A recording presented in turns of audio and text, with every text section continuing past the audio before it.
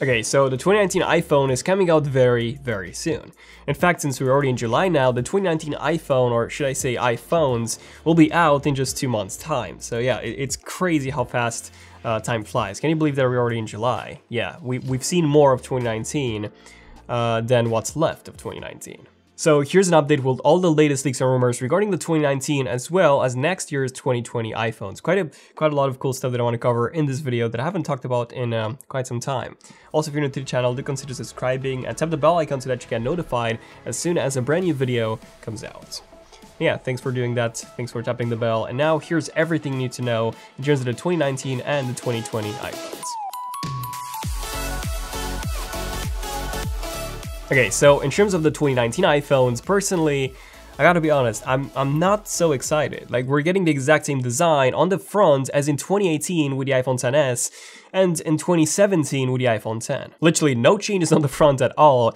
The back is the only change that we're getting, since we're getting that beautiful, very beautiful triple lens camera module, the best design that I've seen. And aside from that, we're also getting a redesigned mute switch. So just like on the old iPads, if you guys remember those, it would slide forward and backwards rather than upwards and downwards. But yeah, that's about it design-wise. Now, SlashLeaks has actually posted a few leaked CAD models of the 2019 iPhones recently, and by recently I mean yesterday. And here we get everything that we already knew about the iPhone 2019's design just confirmed at this point. So we have on the 5.8-inch iPhone 11, we have a triple lens camera module, and we also have the 6.1-inch iPhone 11R with that dual camera module, and then finally the 6.5-inch iPhone 11 Max also with that triple lens camera module. Now, there are two new interesting things that I've noticed when it comes to these CAD models. So the first one being that the lightning port is still there. We've seen some reports that Apple was going to finally switch to USB Type-C on the 2019 iPhones, but most reports were actually pointing towards Apple sticking with Lightning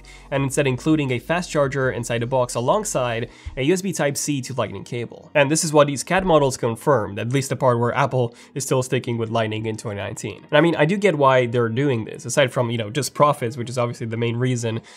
Users do have a ton of Lightning accessories, which they've acquired since the iPhone 5 came out in 2012. So for the past 7 years, you guys have a lot of accessories, chargers, docks, whatever, even headphones, Lightning headphones. Don't buy those, but some of you might have some of those. Switching to USB Type-C would make a lot of those accessories incompatible with the iPhones. And yes, Apple does make a percentage of income for each third-party Lightning accessory sold. Switching to USB Type-C would mean that they would not make any profits from that since Apple does not own USB Type-C. But they do own Lightning. Plus, there are a ton of USB Type-C accessories on Amazon, so even when Apple does eventually switch, it wouldn't be very hard for consumers to find good USB Type-C accessories for their iPhones. It's just that, you know, Apple won't be making any money from those. And then the second thing that I've noticed in those CAD models is the mute switch. So it's not really clear if this is the redesigned one that I was talking about before, or if this is literally the same one that we've had ever since the original iPhone came out in 2007. And 3D Touch will be making a comeback actually on the iPhones that still support it in iOS 13. So in case you don't know what I'm talking about, 3D Touch has actually been removed in iOS 13, even on the iPhones that do have the hardware enabled. So the way it works now is similar to haptic touch. I mean, it is haptic touch, so you actually hold your finger on an icon and the phone will vibrate. Same as it currently works on the iPhone XR, rather than being a pressure-sensitive touch. However, a developer named Don has actually emailed Craig Federighi about this, and Craig actually responded, saying that it is a bug which will be fixed. But the 2019 iPhones are indeed said to remove 3D Touch hardware entirely in order to decrease the manufacturing cost, in order to decrease the thickness of the device, and also make room for a slightly larger battery. Now, personally, I wouldn't miss 3D Touch that much because I don't use it that often. You see, when I do use it, I use it mostly on the lock screen to activate the flashlights. Haptic feedback, by the way, where you have to hold your finger on that icon is such a noticeable step backwards. I don't like it at all. It's pretty bad, but again, I don't use it that much anyways. And then Indian tech blog mysmartprice.com has found that Apple has registered not 1, not 2, not 3, not 4, not 5, but actually 11 new iPhone models in the EEC, or the Eurasian Economic Commission. So this usually happens just a few months before a brand new device gets released. And the fact that this was registered at the end of May 2019 points towards a release in the next few months, which would coincide with the upcoming September Apple event, you know, at which Apple releases and announces the new iPhones. Now, something interesting here is that they were running on iOS 12 rather than iOS 13, which is set to launch before those iPhones ship. Now, we've seen something similar regarding some upcoming Macs, which I'll cover in a separate video, but even there, those Macs, the ECC report for those Macs, which are only supposed to come out in October or November, were actually running on macOS 10.14 or Mojave rather than 10.15 or macOS Catalina. And the chances of Apple releasing both new Macs and the new iPhones before September, or delaying iOS 13 and macOS 10.15 until December or so, are very, very slim. But that's pretty much it in terms of the design of the new iPhones. And yes, I really don't think that these are the best design that Apple has made, by any means. I mean, take a look at the camera module on the back, especially on the white iPhone 11 or the iPhone 11R, it looks like a beehive. I mean, I get why Apple has colored the inside of the camera module that way, so that the back has more color rather than having that big black section in the top left. But still, I think that Apple could have made such a better choice when it comes to the design. I think this could have been so much better. And yeah, this is the iPhone 11. Let me know in the comments your thoughts on how this thing looks like. But aside from this, we do know that the new 2019 iPhones will also support something pretty cool, which I do like, and that is reverse wireless charging, which will actually allow you to charge the AirPods, the second gen with the wireless charging case, on the back of your iPhone, which is pretty much, you know, what Samsung has already, and Huawei, they already have this, so you can put the Galaxy Buds on the back of an S10 and charge it from there. I just hope that Apple automatically enables reverse wireless charging when the AirPods are detected rather than having to go through the menus and enable this manually from the settings like you currently have on Samsung phones. Feel free to watch our hands-on video with the actual iPhone 11 cases here. It's a really interesting one. In case you haven't seen it, watch it here. But yeah, there you go. This is everything in terms of the iPhone 11. It doesn't seem that exciting, to be honest, at least not to me. Like, I'm excited to test out that camera, and I'm really hoping that it's a good one, as good as the side of the module implies it to be. So yeah, fingers crossed for a pretty good camera. Speaking of the camera, by the way, that third module will indeed be a wide-angle lens, the same as Samsung has it, Huawei, LG, OnePlus, and pretty much everyone else. But if you're not excited for the 2019 iPhones, the 2020 ones are definitely going to be the big change here. So Ming-Chi Kuo, who's been, well, the world's most famous Apple analyst, reports that Apple will be releasing not one, not two, but 3 OLED iPhone models in 2020. So yes, the iPhone 12R or the 11SR or whatever this thing will be called will finally be getting an OLED display. Now keep in mind that Samsung's been doing this since 2010. Yes, 10 years before Apple, Samsung already had the entire flagship lineup running on OLED displays. And according to Ming-Chi Kuo, the size of the iPhones will change as well. So the smallest variant will be a 5.4-inch iPhone, so smaller than even the iPhone XS. So this will be the new iPhone SE, so to say, size-wise. Then the iPhone R will remain at 6.1 inches, but OLED this time instead of LCD.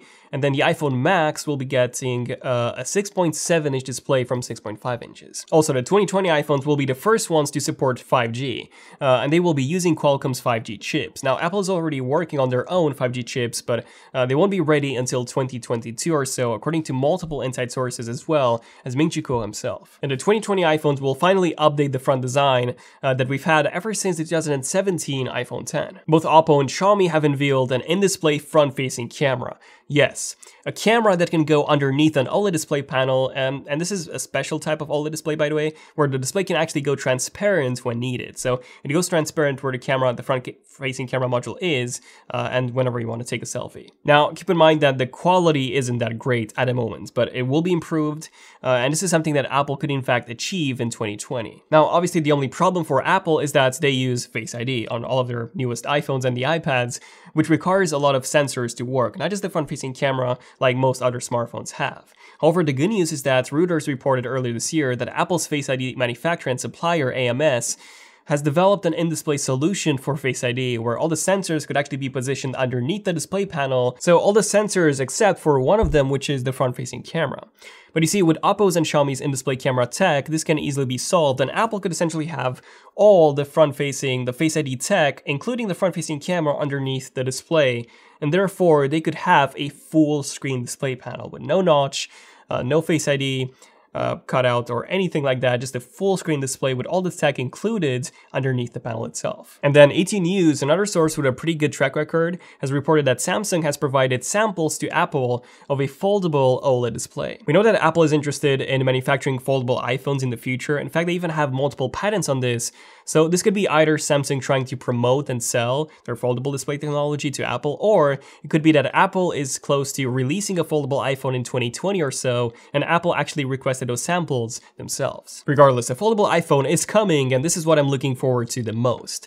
And then a report coming from Economic Daily News, which has also had a pretty good track record so far, claims that Apple would be launching a 4.7-inch iPhone SE in 2020, which, I mean, the iPhone SE 2 has been rumored and leaked so much at this point, but for whatever reason, Apple has actually canned it. But this will apparently be an iPhone 8 with some upgraded internals, and it will be sold as the smallest iPhone with modern specs. So it will have a 4.7-inch LCD display just like the iPhone 8, the exact same design including that old home button, but it will have an Apple A13 processor as well as 128GB of baseline storage. And according to Economic Daily News' report, it will also retain a single camera module, and it will be priced at around $650 or £500 in the UK. And I don't know. I really don't like what Apple is doing here. This is just Apple being really lazy. They're just taking an old iPhone 8 design, which is actually an iPhone 6 design from 2014, so yeah, a 6-year-old design, and they're putting a brand new processor in it and charging exactly the same, by the way, fun fact, exactly the same as the iPhone 6 used to cost in 2014. Keep in mind that this was a flagship phone. This one, the iPhone SE2 or whatever this thing will be called, will not be a flagship phone, but the price is basically identical. And this is another one of those reasons why Johnny Ive has left. So I'll make a separate explain video just on that, so definitely stay tuned.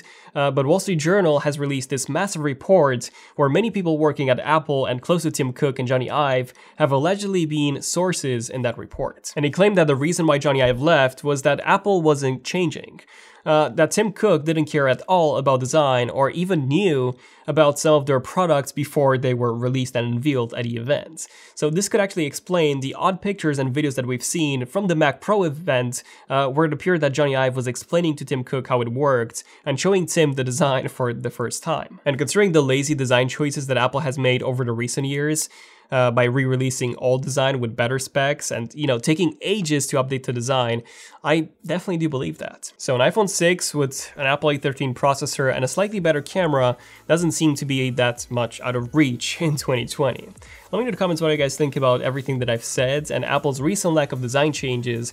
I do like that they're focusing more and more on the Pro market with the Mac Pro, the iMac Pro, and also the recent MacBook Pro upgrades. I really like that, but I feel like Apple has just gotten really lazy design-wise and change-wise. Yeah, let me know in the comments your thoughts on everything that I covered in this video, and definitely subscribe and notifications if you want to see more in-depth tech videos and Leaksummer's episodes such as this one. So yeah, thank you for watching. I'm Daniel, and I'll see you guys in the next one. ZONEofTECH, signing out.